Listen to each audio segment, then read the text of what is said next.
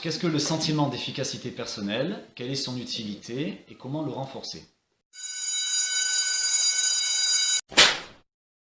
Donc, bonjour, dans cette vidéo, nous allons voir ce qu'est le sentiment d'efficacité personnelle, pourquoi il est important pour les professeurs et comment le développer.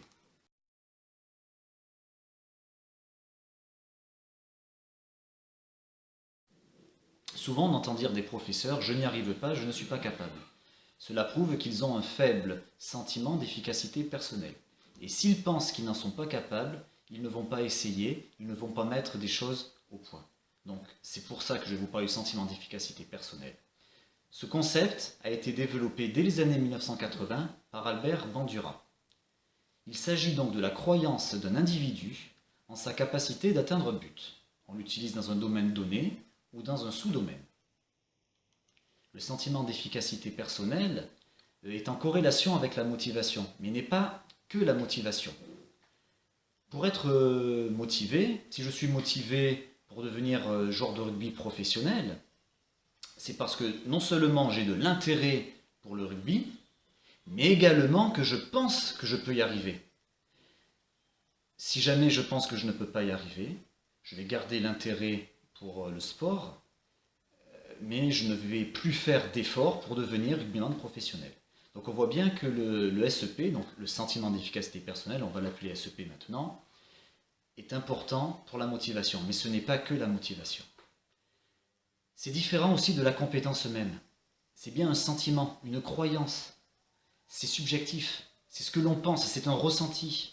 Alors que la compétence, elle, c'est une performance, c'est réel, on peut la mesurer. Le sentiment d'efficacité personnelle, on ne peut pas le mesurer. On peut faire des questionnaires pour essayer de l'approcher. C'est ce qu'on fait pour savoir si une personne a un SEP élevé ou pas. Mais ce n'est pas réel, c'est vraiment subjectif. D'ailleurs, on s'aperçoit des fois que certaines personnes qui ont un SEP faible vont réussir et vont avoir de bonnes performances. Bon, ça, on va dire que ce sont des gens qui n'ont pas trop confiance en eux. Par contre, il y a des gens des fois qui ont, alors on va pas dire un ego surdimensionné, mais qui ont un sentiment d'efficacité personnelle assez fort et qui pourtant ne vont pas réussir leur performance. Ça arrive également, mais au moins ils seront motivés et ils vont tenter. Ensuite, dernièrement, le sentiment d'efficacité personnelle, le SEP, n'est pas l'estime de soi. On parle beaucoup d'estime de soi, mais l'estime de soi c'est une valeur.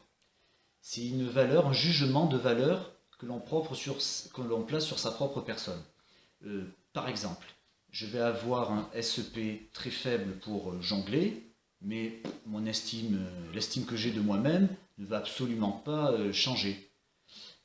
Alors qu'un pilote d'avion, par exemple, qui va avoir un SEP très élevé pour piloter des avions, si on lui demande maintenant de lancer des bombes sur une population, va toujours avoir un SEP élevé pour piloter, mais son estime de soi va baisser. Quelle est l'utilité donc du SEP?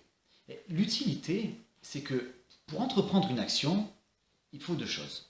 Premièrement, il faut penser que cette action va être efficace, qu'elle va être efficace en général. Et ensuite, pour l'entreprendre soi-même, il faut penser qu'on est capable de l'amener jusqu'au bout. Donc, une personne qui a un SEP élevé va se dire « moi je suis capable de le faire » et va essayer, va tenter de nombreuses choses. Et même en cas d'échec, si elle échoue, va se dire « ouais mais j'ai quand même la capacité, tiens je vais retenter » et va franchir les obstacles et va essayer, va continuer, va persévérer. Une personne qui a un SEP plus faible ne va pas forcément tenter. Et même si elle tente, ne va peut-être pas passer le temps et les efforts nécessaires, et dès qu'il va y avoir une difficulté ou un obstacle, va arrêter et ne va peut-être pas tenter une seconde fois. C'est pour ça qu'il est important d'avoir un SEP élevé et de croire que l'on est capable d'y arriver. Maintenant, il va falloir comprendre comment on peut y arriver. Pour cela, Albert Bandura nous propose quatre sources pour renforcer son sentiment d'efficacité personnelle. D'abord, l'expérience personnelle de la maîtrise. Pour ressentir notre capacité de faire quelque chose, on va prioritairement se baser sur notre vécu, sur notre expérience, c'est-à-dire sur ce que l'on a fait avant, nos échecs comme nos réussites. Si on a beaucoup d'échecs, on va se dire on n'est pas capable. Si on a beaucoup de réussite, on va se dire « Oh, je l'ai déjà fait plein de fois, je vais y arriver ». Pour les professeurs, c'est pareil. Et des fois, on va vouloir tenter quelque chose qui va être très compliqué. Par exemple, si au CE2, on va demander à nos élèves de faire en production d'écrit un conte, cela va sembler très très compliqué. Ah bah oui, mais ils sont nombreux, comment va-t-on faire? Si par contre maintenant, on va découper la tâche en plusieurs petits sous-objectifs, on va peut-être se dire qu'on va y arriver. Par exemple, est-ce que mes élèves sont capables, est-ce que je suis capable de faire lire à mes élèves un conte? Oui.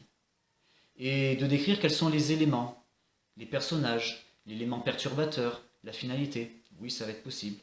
Est-il possible de demander à mes élèves de créer des personnages? Oui, ça je vais pouvoir y arriver. Et ensuite de mettre en scène ces personnages, de créer un événement perturbateur. Et au fur et à mesure, ces plusieurs petits objectifs vont amener donc tous les élèves de CE2 à réaliser une expression écrite. Donc ce que l'on pensait incapable au début, on s'aperçoit qu'en fait, en découpant la tâche, on peut y arriver. La seconde façon de développer son sentiment d'efficacité personnelle est par les expériences vicariantes.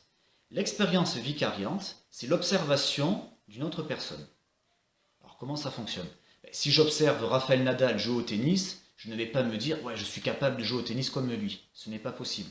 Par contre, si j'observe un autre professeur qui a à peu près la même expérience que la mienne ou le même niveau avec des élèves similaires, que je vois ce qu'il met en place, je vais me dire « moi aussi, je suis capable de faire comme lui ». Avec les mêmes bases, on est capable d'arriver sans doute au même résultat. C'est ce que l'on fait des fois lors des stages d'observation, quand des jeunes enseignants s'observent mutuellement. Cela permet d'augmenter l'expérience et de croire en notre capacité. La troisième façon de développer le SEP est la persuasion sociale. C'est l'ensemble des jugements et des critiques que l'on va recevoir. Et que l'on va recevoir de qui? Que l'on va recevoir de personnes qu'on juge significativement compétentes pour nous évaluer ou pour nous juger. Si ma mère, par exemple, me dit que je suis un bon professeur, même si j'aime beaucoup ma mère, cela ne va pas changer mon sentiment. Parce que je ne vais pas juger qu'elle est significative pour me juger. Par contre, le retour d'un collègue, d'un formateur, d'un conseiller pédagogique ou d'un inspecteur aura un impact très important pour moi. S'il me dit des critiques, je vais me sentir moins capable d'exercer une tâche. En revanche, s'il me valorise et qu'il me montre des points positifs, je vais me dire que je suis capable et je vais essayer d'aller plus loin et de poursuivre dans ce chemin.